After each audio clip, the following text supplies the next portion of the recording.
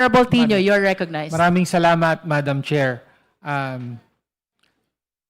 Bumoto ang committee ito na sufficient inform ang Masa et al. Complaint. Ibig po sabihin, verified complaint na nakabatay sa personal knowledge and authentic records. Kaya settled na po ang usapin na ito, no, as far as this stage of the proceedings is concerned. Narito tayo ngayon sa determination of sufficiency in substance. At ang kinakailangan lamang po rito ay tiyakin na merong recitation of facts na nagpapatungkol sa isang ground for impeachment at therefore dapat na maging patuloy na paksa ng komiting ito. Malinaw na palinaw po na sufficient in substance ang Masa et al. Complaint. Meron pong malinaw na ground, betrayal of public trust, laban kay Pangulong Bongbong Marcos Jr. at malinaw din po ang recitation of facts na pinagbabatayan nito.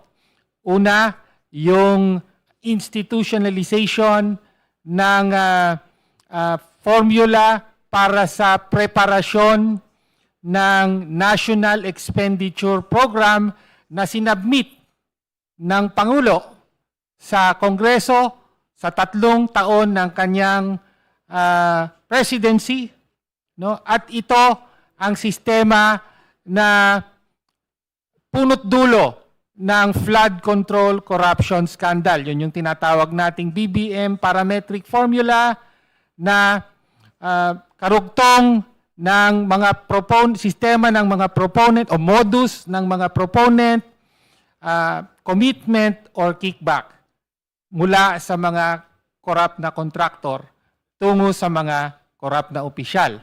No?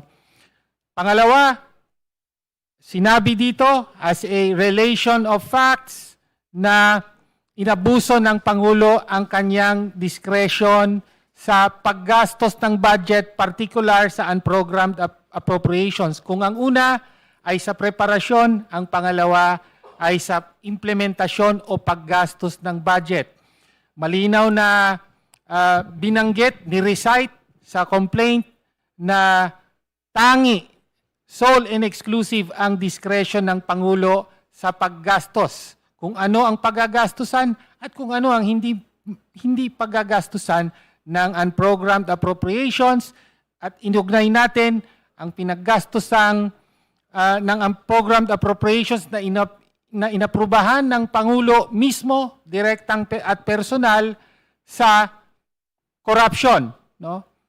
At kasama rin dito sa abuse ng kanyang discretion ang pagpahintulot na gamitin ang PhilHealth funds para sa infrastructure kahit alam ng lahat na ang pondo ng PhilHealth ay ayon sa batas, PhilHealth law at saka laws on sin taxes, hindi pwedeng gamitin para sa ibang purpose kung hindi para sa kalusugan. No? At panghuli ay sinasabi dito na direktang may paglahok sa insertion at pagdanggap ng kickback ang Pangulo. No, sa madaling sabi, sufficient in substance po ang complaint at ang pinakamahalaga po dito ay sinasagot ang tanong. No? Nangyari ang pinakamalalang corruption na tinatawag nating flood control corruption scandal sa unang 3 taon ng pagkapangulo ni Ferdinand Bongbong Marcos Jr. Ang tanong ng lahat, alam ba to o hindi alam ng Pangulo na nagaganap ang ganitong corruption? No? Sinasagot po ng complaint, sinasabi dito, hindi lang sa alam niya, kung hindi siya ang nagpahintulot at may direktang partisipasyon sa corruption na ito ay pagtataksil sa tiwala ng taong bayan at therefore dapat siyang ma-impeach. The chair declares the termination of all forms of statements and manifestations. We shall now proceed to vote. At this juncture, the chair is ready to hear the motion for the declaration of sufficiency in substance of Massa et al. Impeachment Madam complaint. Chair. The Honorable Erice is recognized. Madam Chair, I move that we declare the Massa complaint as sufficient in substance. So move, Madam Chair. There is a motion to declare the Massa et al. Impeachment complaint sufficient in substance. Is there any second? Second the Who motion, seconded? Madam Chair. The Honorable De Lima seconded. Is there any objection? I object. The motion has been objected to. We therefore divide the House. Let me restate.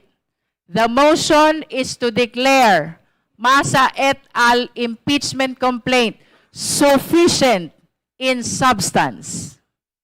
Those who are in favor of the motion, please raise your right hand.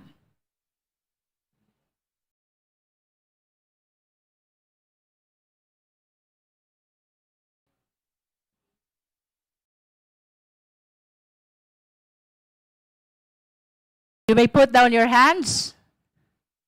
Those who are not in favor of the motion, please raise your right hand.